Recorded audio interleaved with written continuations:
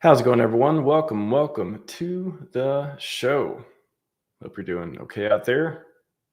Let me know if you sacrificed for ProveX in the chat, or if you have a reasonable opinion about it. Otherwise, that's okay. But excited to get into it. See if we have any aliens that show up, and talk about some alien tech. We'll see. But in the meantime, I'll talk to chat. See what you guys are up to. And see what Richard's up to too. Just a second.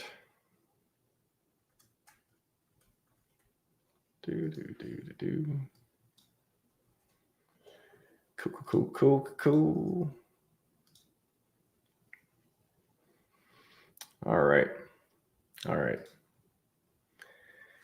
Dimbo. Seriously, how do you still believe in PulseChain?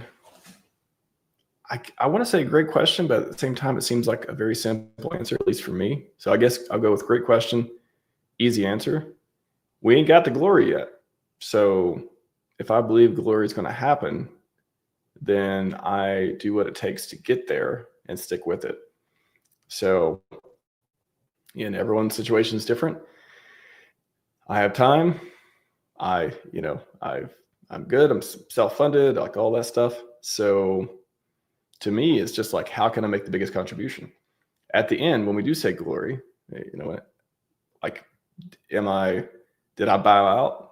Did I just quit? Very hard for me to quit things. I'm very consistent if you've been watching the channel for a while. Or did I win? There's no guarantees of anything, but I want to win. So I keep going towards victory. I don't stop and think, oh, is this the right thing to do? And oh, I don't know. Or, oh, if Richard doesn't do this at this time, then I'm out. I don't set up timelines. I don't set up expectations. There's things that I want to happen. And there's this whole sphere of things I can control and things I can't control. So I'm going to do my best to make a good contribution on the way to glory, because I think that's going to happen. I think PulseChain is going to see a lot of amazing things do well. And Richard is going to be, I talked about so many times the narratives for Richard, and, greatest man in crypto, work on longevity stuff. Crypto is a means to an end for longevity research. Like, you can watch 10,000 streams, not 10,000. What are we at? Like was a 700 some stream, 600, 700 stream the last few years. So I don't know. There's nothing like, I can't help but just be like, what is the phrase? Like, act as if it's going to work out, because it will. I believe. So no matter what happens, I'm going to keep going. So should be fun. And if and when it does happen, I would like to say if, no financial advice, no guarantees, but I act as if when it happens, I'm going to be like, good, very good. I hope a lot of people are able to live out their dreams and make a lot of money and have a lot of utility in the ecosystem with privacy and be in their own bank and decentralization and all that stuff too. So anyways, that's my answer. Let's go. 987. Let's go. Let's see. Unlimited liquidity is available when we refrain from selling it. Instead, we spend Hexi to ETC tokens, P2P by buying cars. Oh, is this? Maybe you're talking about the whole P2P narrative with the. Is that what we're entering? Actually, are we going from DeFi to like? Is this a subset of DeFi? Is this like P2P is like a subset? It kind of seems kind of obvious that it's like P2P is part of DeFi. But the practical applications, like, for example, ProveX, of it is becoming DeFi. It's pretty interesting. So, yeah, I think that could be, ProveX, and could be just another piece in the ecosystem to connect those two and go from, we got DeFi, we got like make your own yield and be your own bank and all that stuff. We got the basic stuff to advanced stuff, and then sounds like we have new tech coming that makes it even easier to onboard and have privacy and do P2P transactions. So, all right. Ashley B. PulseChain, how's it going? Welcome. Max, can you send me the link? I thought I did. Apologies if I didn't. Did I not? Oh man, I didn't send the link. My fault. I thought for sure I did. Literally, I was like, oh, send a link yesterday. So sorry about that. My bad, Mr. Prairie Banana. Try to make up for it with some action-packed minutes because we got 1 hour total. So 10 o'clock to 11 o'clock PST or 1 to 2. But I will make sure you have the floor. Talk to Alien Tech. Sorry about that. I'm like, did I send it and it just didn't send? Because I thought I sent it yesterday. It's like I only sent it the day before. But anyways, my bad. Regardless if the tech failed, then that's Dev Huey, how's it going, Dev Huey? Good to see you, man. Sacked already, but waiting to see what the whale sacked on day 21. Yeah, there is a countdown. There is. Let me pull up the sack. Let's get an update from the sack. Let's get a quick update here.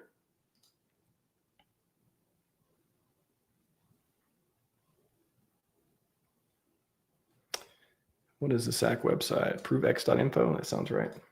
By the way, don't just run and gun it like that.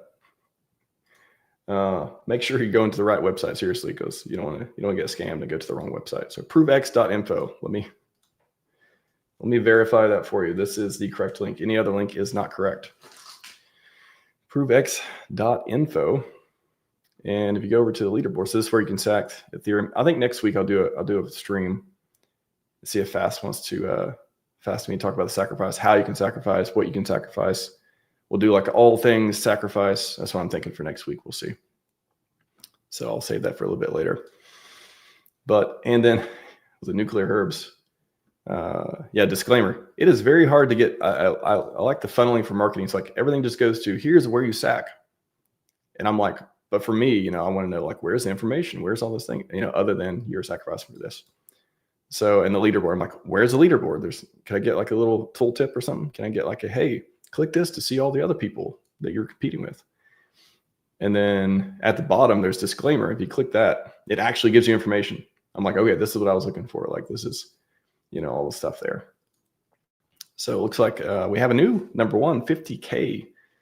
50K. Pretty cool there. And then what we up to, 1 million? Didn't Richard say 1 million recently? 1.26 million. 18 days left. And then after that, is there a thing that shows? So does it show after how we test? Where's the thing that actually tells about, or do you just got to go to his tweet to talk about the different multipliers? Again, am I just missing something on here? I feel like, where is the information on the multipliers? I'm just not seeing it. I'm like, hey, after this, okay, rate increase ability inflection by after that cost will increase by. What does that mean? Like, when I first read that, I'm like, okay, I have to like think about this. I wasn't expecting to have to actually think and be like, okay, what does this mean? I thought it'd be like, oh, after 21 days, this is the rate, and this is the rate, this is the rate. Chat, let me know if I'm just missing something on the screen here. But anyways, got a guess here. I'll get to the rest of it either another time. But we got some alien tech coming in. Welcome back to the show, it's been a while. I think you guys have been on the show. Yes, at least once. One of you have been on it once or twice. Other, I'm not so sure. Anyways, welcome back to the show. The Gray 369 Banana. How's it going? It's going good.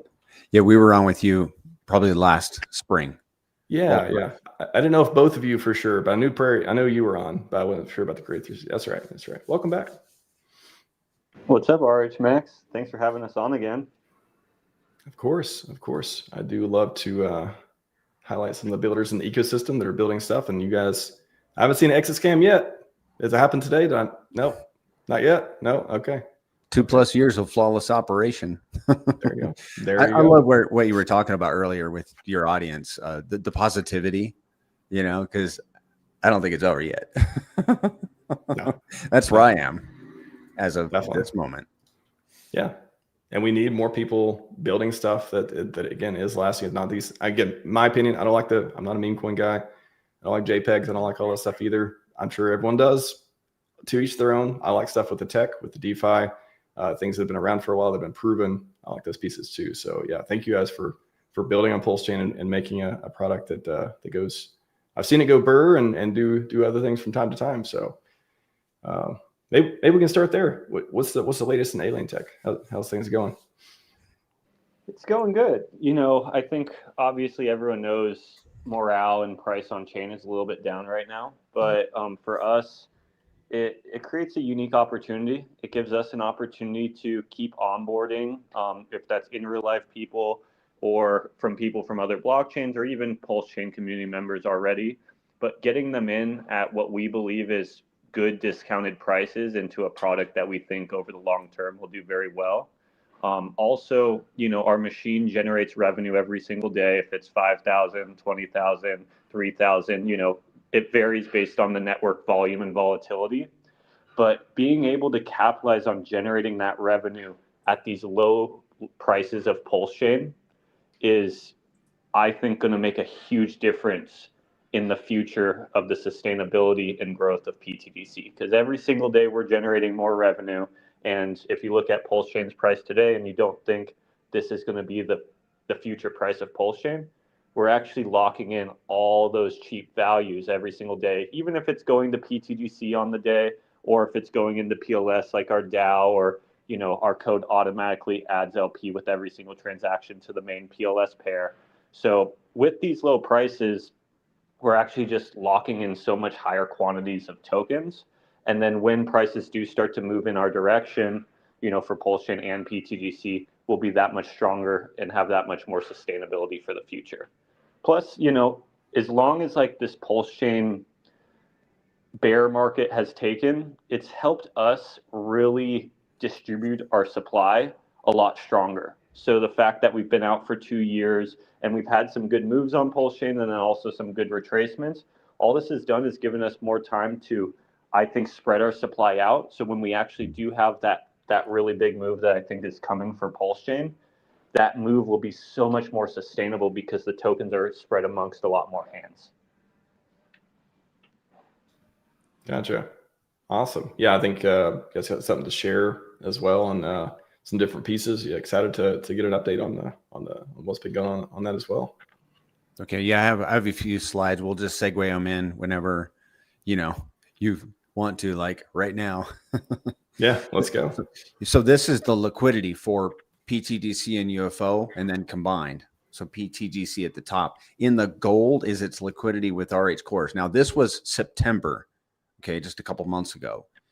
So liquidity in gold with RH cores, and then the other tokens in the green, and then UFO, $5.7 million of LP with RH cores, and then like equal, which is interesting, $2.7 million with other tokens. So PTDC at that time, its total LP was 5.6 million and UFO was 8.4 for it. And sometimes we lump them both together. So the total was $14 million at that time. And just a super basic refresher for people who aren't familiar, maybe it's either the first time they're seeing this or they forgot or whatever, but PTGC versus UFO, like how do they complement each other? How do they work together in the ecosystem? Just like if you got a basic explanation. Zen? Yeah, so PTGC is the first token out, and it was kind of a test of this certain model, which is a model of an index of a lot of the blue chips on PulseChain and adding LP with them. And then as the market shifts up and down, there's volatility between PTGC and different pairs, and then bots will fix those pairs, and then the bots have to pay us to fix the pairs, and then we take 100% of that revenue and bring it back to the underlying value of the ecosystem. PTGC was the test of that, and it actually ended up working really, really great. And with PTGC, it's designed with a single-sided staking model. So you can just hold PTGC and earn more PTGC, or you could stake your PTGC and earn roughly 150% more PTGC just for staking. And 100% of the liquidity web of PTGC is provided by PTGC itself.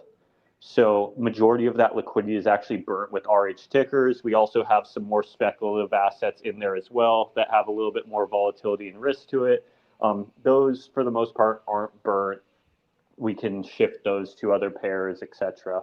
Where UFO came in is we found that we could actually do this model and support PTGC by creating an entire farm built on top of PulseX. So we're not creating our own DEX or anything like that. Our code is actually built on top of PulseX, but we're giving PLS incentives, so you can earn PLS for providing liquidity between UFO and any of the RH tokens. You earn PLS and you earn the standard V2 PulseX fees or rewards just for providing liquidity there. And you're adding value to UFO. You're adding buy and burns to UFO because the network or the code is utilizing that liquidity web to generate revenue. And it's also buying and burning PTGC at the same time, making PTGC more scarce and utilizing the community's value and putting that value to work. So the main difference between the two is PTGC is a single-sided staking model with the liquidity majority burnt, but all provided by the protocol itself. And UFO is a liquidity farm model where 100% of the liquidity is actually put up by the community itself, making both UFO and PTGC more deflationary. You can literally hold each of these assets and earn the reflections. So it's like they're like a great place to store value while earning APY at the same time. So you earn them in the native tokens. I just want to clarify real listening. Yeah, so you earn the native tokens, and then the idea is, okay, the value of those over time would go up, and then you earn more, and then it's like this, mad gains, like that kind of thing. Yep. The one exception to the APY is UFO. If you LP UFO with one of the RH tickers, the reward is in PLS. But PTDC holding and staking rewards are in PTGC, and UFO, if you hold UFO, you earn UFO. Awesome. And it's so it's been a couple of years, right? Since PTGC. Did it launch before PulseChain or no? PTGC launched same year as PulseChain, October. And then UFO launched the following May. So UFO's 2-year anniversary. We just passed PTDC's 2 years. UFO, its 2-year will be this coming May.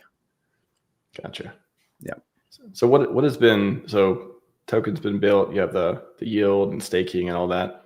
Like what's new in the ecosystem? Are there plans to do new stuff, or is it just kind of like just keep growing the community? What's going on? Well, we're working on lots of stuff behind the scenes. No new projects, right, Zen? Just focusing on onboarding mainly. And when's the sacrifice? When's the sacrifice? Yeah. It's sacrifice season again, apparently. Yeah. I don't want to overstep my bounds, Zen. So I'll chime in here. So both PTGC and UFO were delivered as complete products. There was no sacrifices, no money raised. So as far as the code, we're completely done there, but they are constantly growing, right? So we're constantly growing the liquidity webs of both PTGC and UFO. We're focused on growing the community. We're also focused on doing buy and burns. I think PTGC has had $10,000 plus of buy and burns in the last 24 hours. So we're constantly pushing up the price and making them more scarce just via the automated functions within the protocols and also the DAO. But one thing we are working on is I've been spending the last 6 months working on a new site for PTGC, and there's going to be a lot of stats built into this new site, along with we're building IPFS into it, so you're going to be able to run these dApps straight from your desktop. But also one of the main tools that we're building into it is an onboarding page. So our community is spending a lot of time focusing on in real life onboarding. To me, it's been very clear that this is the direction Richard wants us to focus on. Is really just educating people in real life about what opportunities in front of us with PulseChain and then good assets on PulseChain. With no coiners specifically. With no coiners or people on other blockchains. Yeah. So on this new site, we're going to have a specific page that's made for onboarding people at different levels. You can be someone who's just on another blockchain and needs help getting in, or it can even go as far back as a no coiner who needs some educational videos and needs some help. So all those tools should be right there, along with all the helpful links like wallet links, swap links, bridge links, because we don't want no coiners Google searching and stuff like that and just getting themselves wrecked from the beginning. How we look at it is if we can give them an awesome experience from the start, they're most likely going to start referring other people to PTGC and PulseChain as a whole because of having an amazing experience, just like any business out there. If you get a client in there and give them a horrible experience, they get their money lost by clicking a bad link, even if it's not your fault, they're not telling anyone else. They're most likely not DCAing more. They're just put off. So we're trying to make that experience as seamless and easy as possible. And we're also creating a unique thing built into the protocol called a leaderboard. And every user is going to be able to create a link. And when you are onboarding or referring people to get in, they can use your leaderboard link, and then it's going to create a list of the top onboarders to the PTGC system. And this is all going to be on the website. Anyone can join. And then what we're going to do is create proposals with our DAO and give incentives and rewards for people who are actively onboarding to PTGC and PulseChain. Because anyone who's onboarding someone in real life or from another blockchain to PTGC, the trick is they have to get PulseChain first. So as we are specifically onboarding to our specific assets, we also are doing I think a benefit to the PulseChain blockchain as a whole by focusing on these in real life onboards, because for anyone to be exposed to the PTGC asset or the UFO asset, they have to first be exposed to PulseChain as well.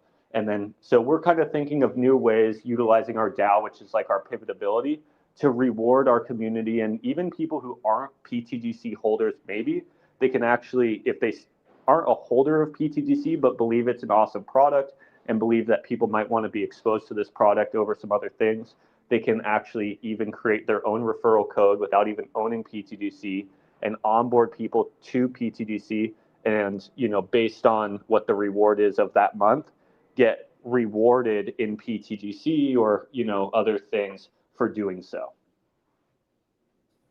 I wonder, it just made me think of, speaking about getting coins when you come to the blockchain or otherwise. I know with the PulseChain bridge, there is, hey, you may get some free PLS when you bridge over. I wonder if there'll be other projects that'll have either bridges or some way. I wonder if like Liberty Swap, that'll be used kind of getting free tokens as incentivization to where, hey, if you actually bridge over, if you buy some, PLS, or if you do something, you'll get, that's another way you could tag on, get some free PTGC or get some free, whatever your community coin is. I wonder if there'll be more opportunities like that. Getting people on PulseChain, hey, if you come on, you get free tokens, whether it's PLS or other tokens too. Yeah, I think that was a big narrative for even the build of PulseChain. To even get a lot of people over here was all the free tokens sitting in your wallet. Obviously their value isn't the same on the ETH side, but I feel like we have that already. If you come to PulseChain, you look up that wallet, most likely you have a bunch of free value just sitting there as soon as you get here. What our main focus is kind of on is rewarding the people who are putting in the work for the community.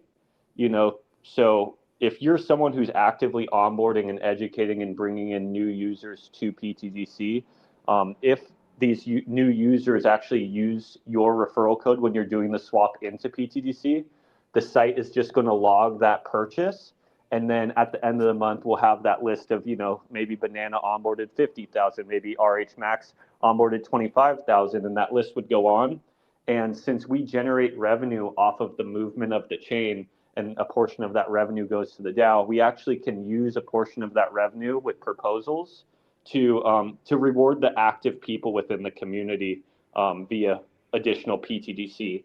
And that PTGC doesn't come from inflation, it comes from actual revenue generation from the machine. Gotcha. Yeah, it's interesting to see the different reward mechanisms. Even as Richard was talking about too, about being able to, all the contests, right? Like he's like, create a logo, create a website, create all these things. I feel like he's actively engaging people to go, hey, community, go do this thing. And here's the payout. Here's a literal direct payout from whoever's, paying it out to make these things. So yeah, any way to incentivize that sounds pretty interesting. Yeah, we were hoping to have the site built out to the point where you could go get your referral link and give it to your audience, just in case if somebody wanted to make a purchase, if it met the threshold, if there is one, then you can make, something back on that for referring your audience to PTGC. And this highlights, one of the benefits of having a DAO, and part of the fee obviously goes to the DAO, and the DAO can do whatever it wants. Usually we buy and burn tokens, or we add LP. But in this instance, we decided, hey, we'd like to build our community, and we want to reach out to no coiners. Well, if we incentivize our community monetarily, perhaps that we'll be able to amplify our onboarding. And so that's what we decided to do. And I think we're pretty excited about it. Nice. Yeah, I may be the only one, but I don't do ref links of any kind. I didn't even do the Hex referral program, which, at the time I wasn't in the community. I wasn't active in the community publicly anyways, but I don't know. I sometimes think I wonder if Richard does another referral program, would I even show that one? I don't know. There's just something about, I'm pretty tight with no monetization, but I am probably the only exception, probably the only one in the community that does that. I think in general, the ideal itself, there's plenty of people who would be interested in that. Mm-hmm. Zen, do you want to talk about our buy and burn that we did earlier this week?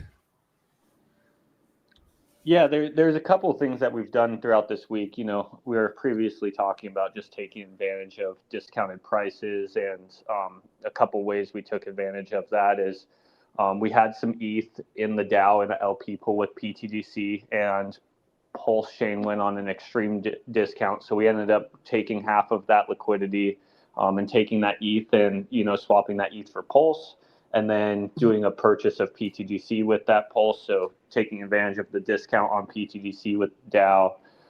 We also took, I think, around 2 billion Pulse, and took advantage of a discount on PTGC there. And then which that PTGC is just being held for future liquidity adds, possibly buy and burn, or, this referral system in the future.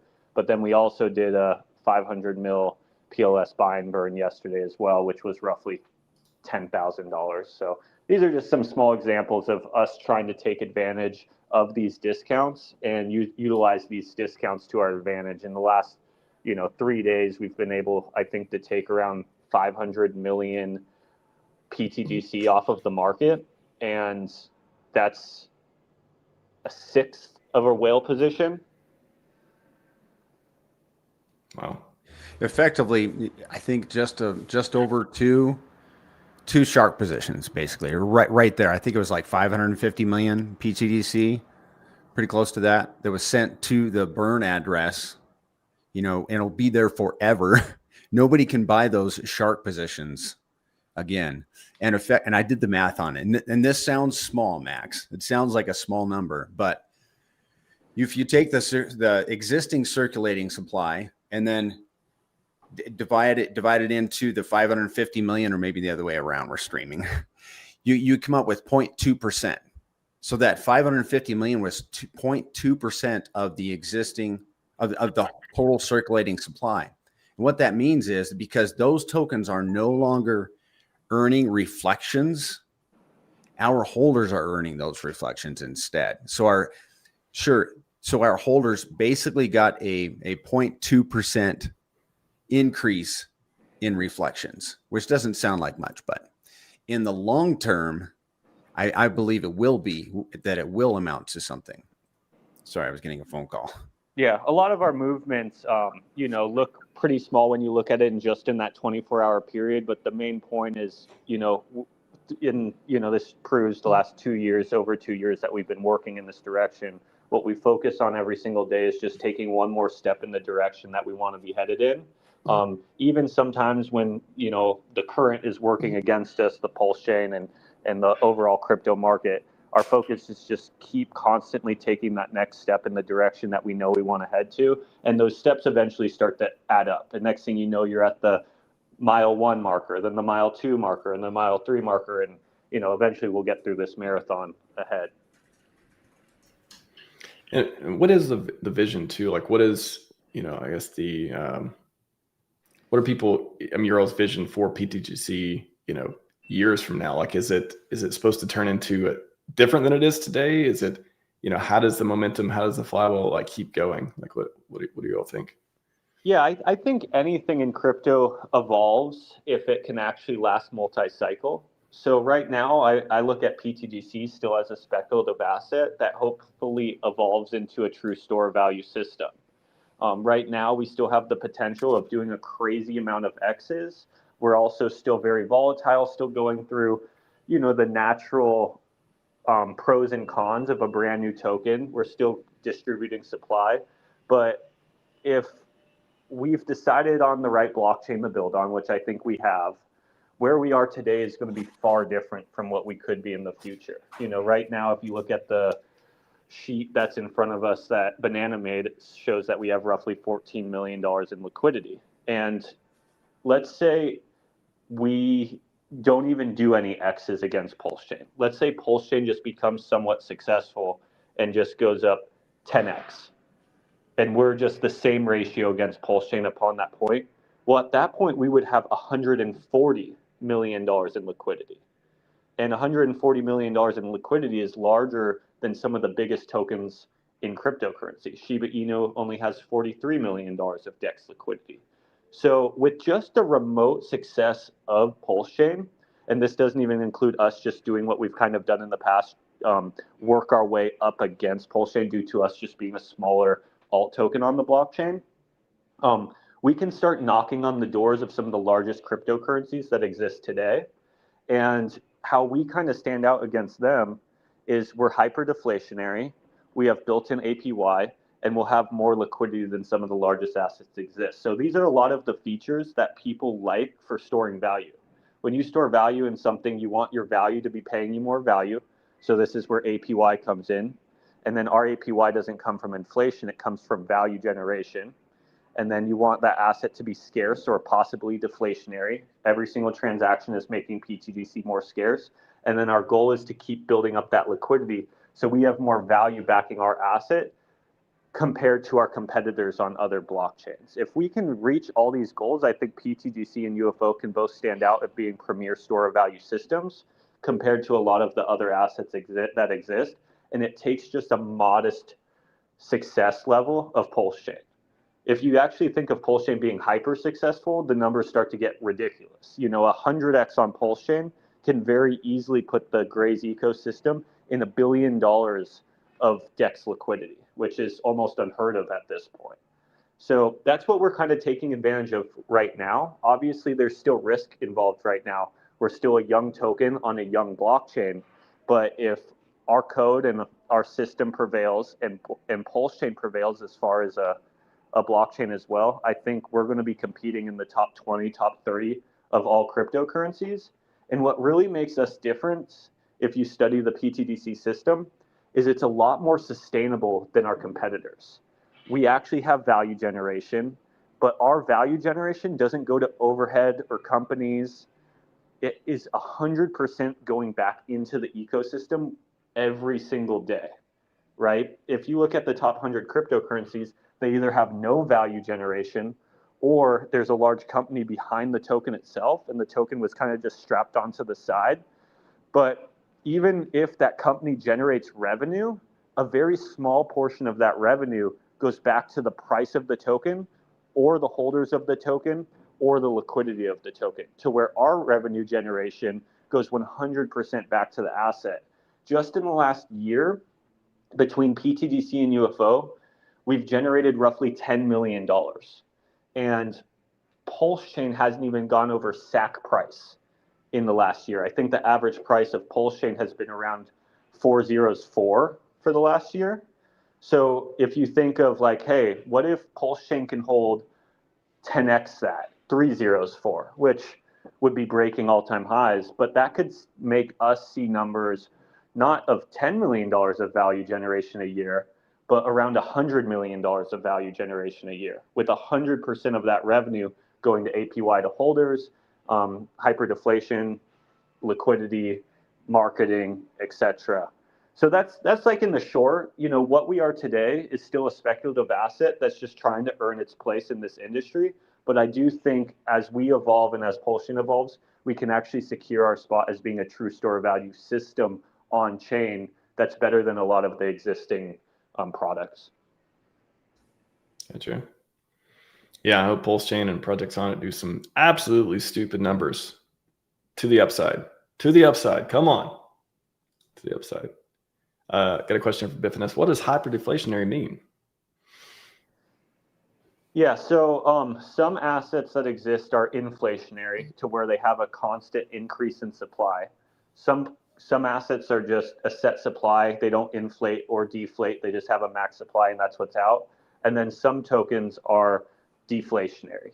And when I just say hyperdeflationary, I'm just meaning that it's kind of buying and burning at a decent rate that actually can make an impact. PulseX, for an example, I consider PulseX hyperdeflationary. It's been out for 2 years, and it's already absorbed roughly 8% of its supply. PTGC has been out for roughly 2 years, and it's already absorbed 12.8% of its supply. So it just means it, like, the buy and burn both built into PulseX and PTGC is very unique. I think it's actually going to be the next big narrative in cryptocurrency because it taps into the principles of supply and demand 101. If you study what supply and demand means, it's literally just shrinking the supply and forcing demand into the chart all in one action. So pretty much that's what you're doing is with these deflationary systems, you're constantly just making it to where there's less and less and less of that product that exists. And if it's renounced decentralized code like PTGC and PulseX, it's going to, as long as PulseChain exists, this system is just going to run and run and run and run, especially because PulseX just trades off of market movements. So there's always going to be volume throughout PulseX. Obviously, that volume could be very low. And PTGC is the same way. It actually doesn't need any humans to interact with it because we have liquidity with so many different assets. As long as there's movement within the assets that we're connected to, we will remain deflationary and keep, increasing the revenue as time goes on. So yeah, the hyperdeflationary is just reducing supply of the asset that you find value in.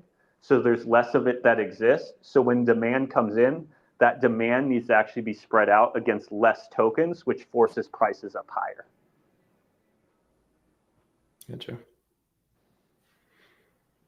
Wow. Well, speaking of, Chad, if you have any more questions or otherwise on PTGC and the ecosystem, put them in there. We'll get to as many as we can. I wanted to ask you all too, like, what is the pulse chain right now? Like, the last week has been wild. Got a new sacrifice, RH doing all the stuff. We've seen it for months now, the engagement. What is your all take on the state of PulseChain right now? Banana, big question, I know. I was when Bitcoin dipped under 100,000 yesterday, I was like, oh no. I didn't think everybody probably felt a little bit like that, but I think I look up to guys that can do the TA and and maybe they have their finger on the pulse of the sentiment also. And so obviously I look up to Richard Heart, and his post this morning got me kind of back on track because I'm certain he understands where we are. That image right there from his post. I needed that this morning. I was like, oh yeah, just needed a little reminder from Richard.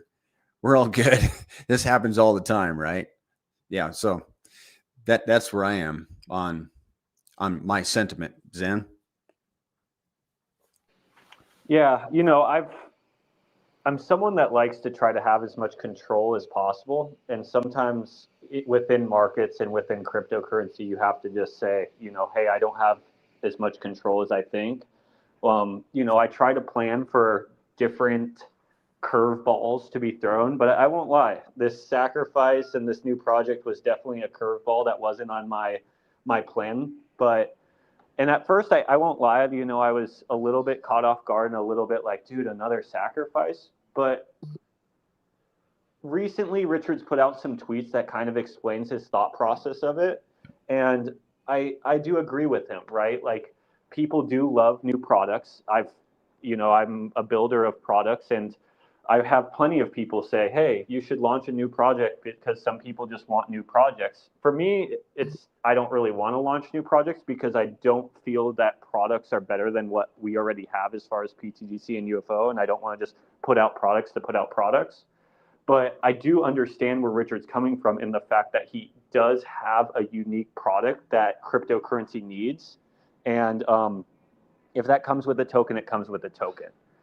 But the cool thing about PTGC, as every curveball is thrown at us, is the DAO gives us the pivotability to constantly adjust with any curveball that's thrown at us. So like, for an example, the sacrifice, you know, either if we get the tokens after launch or if we do sacrifice with the DAO, we are going to utilize this new token to be part of our liquidity web, and we'll be able to generate revenue off of another revenue generation source, just like we've done with PulseX, Most, Pump, any asset that we see having value through long periods of time. It makes sense for us to add to our liquidity web. And I do think that what kind of is going on in the market right now is just a constant reminder of like, no one thought 2 years ago or even 4 years ago when the sacrifice of PulseChain was going on that this was going to be the environment and this is what PulseChain was going to look like. It's just not what anyone thought. And if you had a product built based on what you thought PulseChain was going to look like today 4 years ago, it most likely wasn't going to be a success because crypto is always evolving and markets are always changing. So most likely 4 years from now, PulseChain is going to look not like how we expect. The market is not going to look. It's always evolving. The narratives are always changing. So this is one piece that we have with our DAO. It's actually a tool that we can use that's decentralized and automated, but also gives us the ability to constantly pivot and grow with the ever-changing crypto atmosphere. Because if you're locked into certain tracks, which most crypto assets are, if there is an object in the way of your direction, it can cause you to derail and just crash, right? And that's why most assets aren't multi-cycle, because they're built for the current environment that they're in, but it's always changing. So this is, how just a great example of PulseChain's changing, PulseChain's evolving, new things are coming out. Richard's having to pivot and do different things to make this blockchain a success because the market's been changing on him. And then we're kind of just taking in that information and trying to make the best decisions as we can, not only for ourselves, but for our entire ecosystem.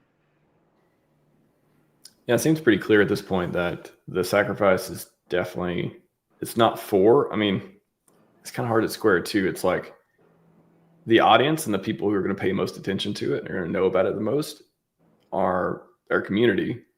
But it seems like it is a play to grow the community. And it isn't like, hey, community, I know you have plenty of money. Let's go sacrifice.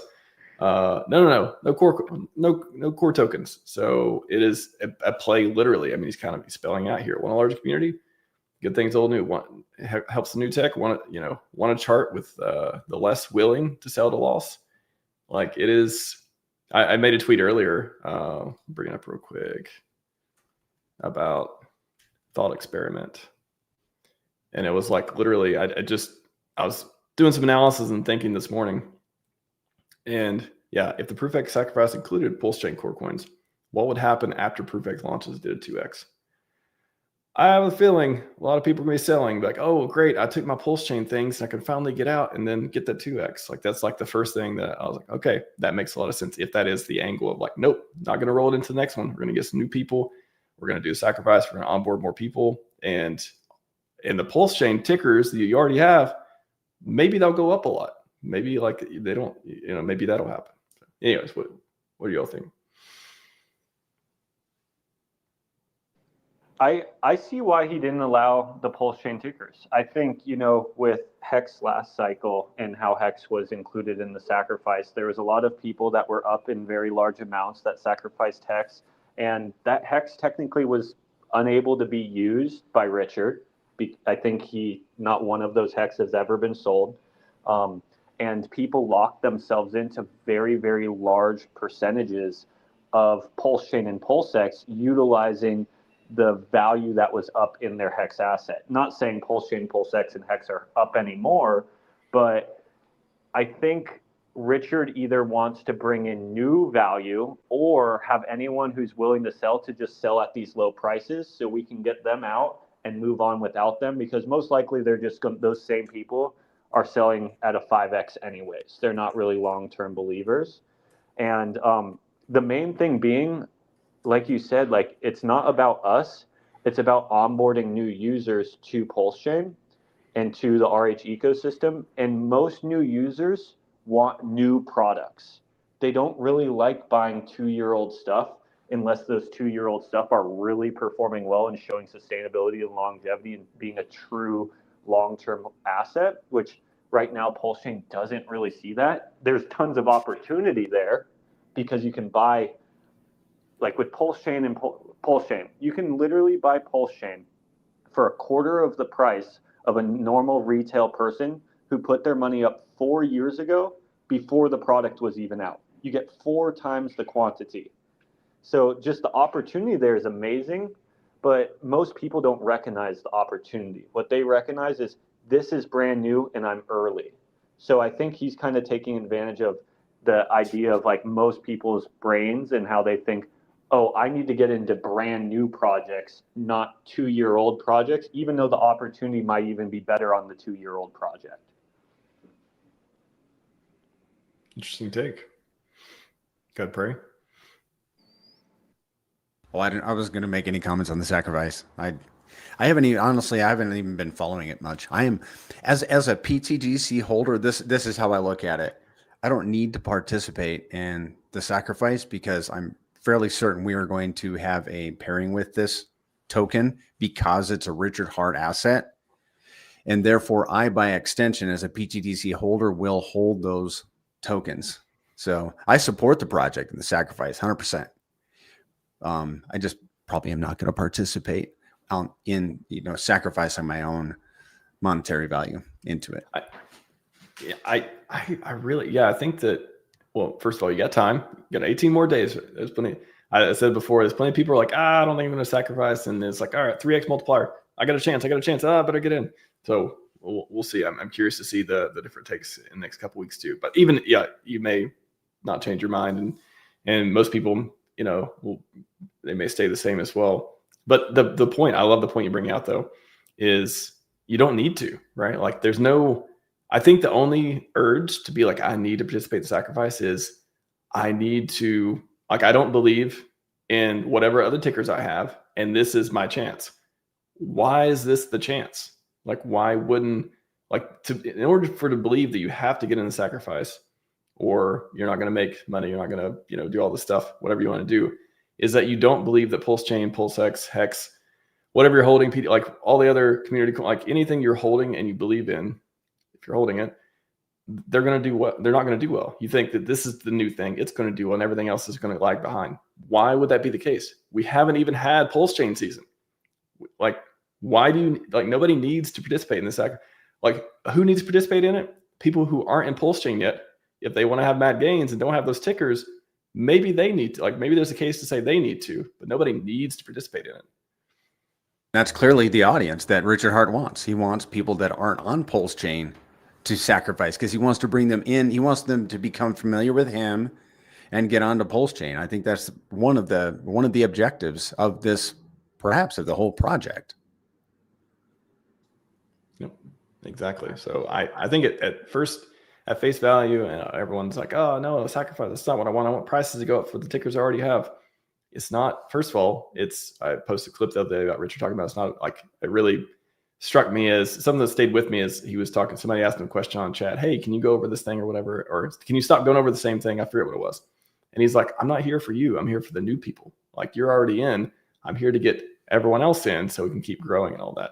And I think that's, again, it wasn't specifically related to sacrifices or whatever else today from 3 or 4 years ago, but it struck me as, wow, that is a theme. That is this kind of mental model that you can see going forward. And why wouldn't it work?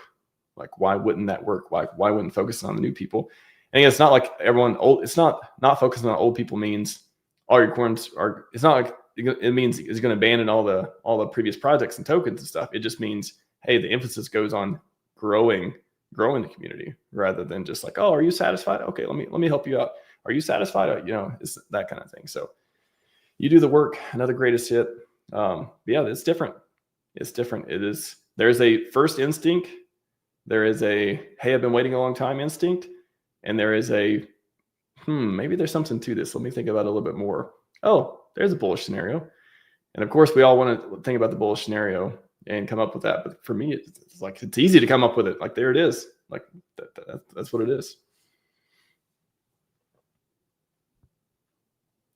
So anyways, wrapping up here in a few minutes, but PTGC, anybody got any more questions? You guys have any more? You talked about new projects and stuff. Any more?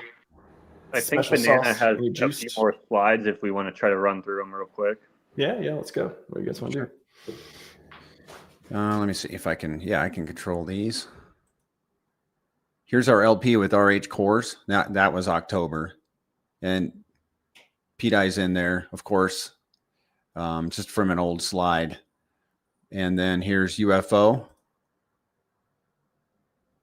$1.6 million in LP with PLS. Now this one, we're not going to spend. That's a great slide, but you really got to wrap your head around it. Here's how the ratio in price has been tracking. You know, the PTGC ratio with PLS. As the ratio increases, the price increases.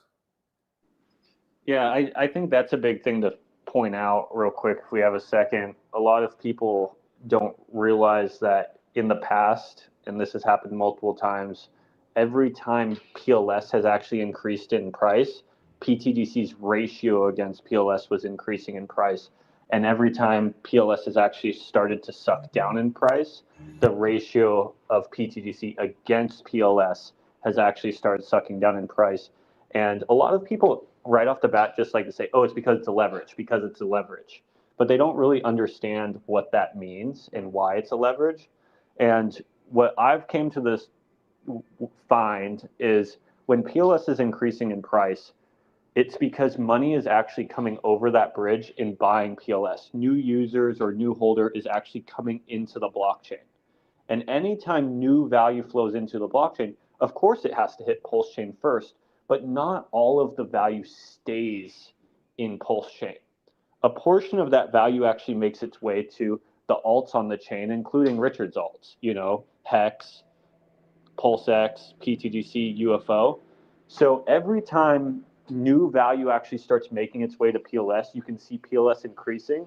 A portion of that value actually makes its way to PTGC and UFO and also the other alts, because we actually increase our ratio on PulseChain whenever the other alts do well too. So like when PulseX starts moving up against PulseChain, that helps us move up against PulseChain because we have millions of dollars tied to PulseX. Or when Hex moves up against PulseChain, this helps us move up against PulseChain as well because we have millions of dollars with Hex. So this chart for me really shows a lot of, hey, when PLS starts increasing, if you look at the past, which is no guarantee of the future, PTGC actually starts increasing ratio-wise against Pulse because new value is actually finally making its way to the chain. In the other direction, it works the same way too. PLS's price goes down means value's leaving the chain. And you can't expect the value to only leave Pulse. You assume that value also leaves some of the alt tokens as well. So the reflexivity or the X multiplier inwards works the same way a lot of times as outwards as well. And you can see this specifically on this chart. This is our rewards over, from August 2024 to October 2025 in tokens. So if you held 100 million tokens, that in the yellow is what you would earn in reflections, blue what you earned in staking, and then locking in the dark green. And here's our liquidity. This is an interesting chart because you can see in August 2024, our liquidity was $750,000, and it topped out in November, $18 million. And just, it's interesting to see the fluctuation over time. Here's our LP in a pie chart. And I'm going to skip to this next slide. I thought you might appreciate, Max, that PTGC holds 2 shark positions in EHEX, 1.6 shark positions in Pulse, 4 dolphin positions in Hex, and 8 dolphin positions in PulseX. This is a slide that I built just to highlight the that PTDC owns these different positions, because I think it's pretty cool. Because I don't hold a shark position in Hex, but my token does. You see. Nice. Yeah, this is in LP, by the way, too, just so you know, not in a wallet. Yeah. So this is what we have in our liquidity pairs with PTGC. One of the main focuses with the DAO has been to be buying up, RH tickers at these low prices, pretty much a whole range throughout the last 2 years. Some of them at really low ranges like we're getting right now with every single day adding to the PLS pair. Some of these ranges, we've added to PulseX and Hex at higher levels when the chain was kind of rocking and stuff like that. But I think overall, everything that we've accumulated in these last 2 years have all been discounts, even at some of the highest times compared to where they will be in the future. So, we've spent a lot of our time and a lot of the revenue that we've generated through the system being, I believe, one of the biggest purchasers of the RH tickers throughout this bear market. And the majority of all of those are actually burnt into LP. So we're never closing those down and selling those LP pools. Every single transaction that gets added to PLS gets locked into a smart contract. It's pretty much burnt just into the smart contract address. So every single PLS that we own in that pair, never to be sold. You know what I mean? So same idea as what Richard kind of talks about, pump.tires, is all the PLS that goes into these tickers. Well, they can't leave those LP pools unless the users of that token actually sells it. And even the ones that die off, that PLS is kind of stuck in those LP pools. Well, we have tons of PLS stuck in our LP pools, and we're not closing them down and leaving with the revenue. We've been around for 2 years, and these actually LP pools are unclosable, majority of them being burnt. And, we put a lot of focus on building those LP pools throughout the last couple of years. Nice. And the last slide is dolphin positions over time. And right now, by the way, dolphin position right now is like $3,900. So, and I think we're going back to our previous all-time high of nearly 17,000. And I wanted to highlight something, because somebody was commenting in the chat about PTGC being a fee-based token. It is. It's a 5% transaction fee, but of that 5%, 2% goes to holders and 3% remains in the system. So you literally have 1% or 20% of the entire fee. 20% of the entire fee stays in the system, whether it's an LP or burnt tokens. So it's like a gift to the holders. And so it kind of means it's like a forever up token. Yeah, I'll maybe say that a little bit different. So Sure. In the fee model, we structured it a specific way to where even if 100% of the fees or the rewards are sold by the community, there's still constantly more value getting pushed into the chart. And a lot of other assets didn't think really about this. The main one that I studied in the past was called SafeMoon. It was a BNB fee-based token that had a massive run, actually onboarded a ton of people to BNB. But what they were doing was 100% of it was mainly just reflections, so rewards, APY to holders. But none of the value that they were generating was actually going to the sustainability and the long-term success of the protocol. So how we've structured PTGC is of the 5%, 40% of that goes to APY, and 60% of it actually goes to the sustainability of the price of the asset. So liquidity and buy and burns for the most part. So a lot of people don't even realize with the fees of PTGC, we actually put a lot of thought on where those fees were actually even going to create sustainability in the future as well. Not only giving our holders APY, but also focusing on price appreciation and liquidity backing the asset over the long term. People like price appreciation. Yeah, it's an interesting system. Also, amazing space dolphin. Just want to compliment Space Dolphin right there. It's a nice space dolphin. Thank you, Max. Yeah, it's Space Dolphin. I like that. Yeah, pretty good. That makes you feel good looking at it. It's like whoever made that space dolphin, bravo. With you or AI or combination, if it was biotechnology, whatever it was. Good job. Canva. Canva? You say Canva? Canva's great. I like Canva. Yeah, absolutely. All right. Gents, appreciate the information. Really, yeah, a lot of interesting stats and stuff there, and chat was happy. It's half talking about that, half talking about their ideals on ProveX and fun stuff too. But where can people find out more about the Gray 369, the Prairie Banana, and PTGC? You can find me on Twitter. You can find Zen on Twitter at the Gray 369, and I'm at Prairie Banana. And I have a YouTube channel also. You guys can find me on YouTube, the Prairie Banana.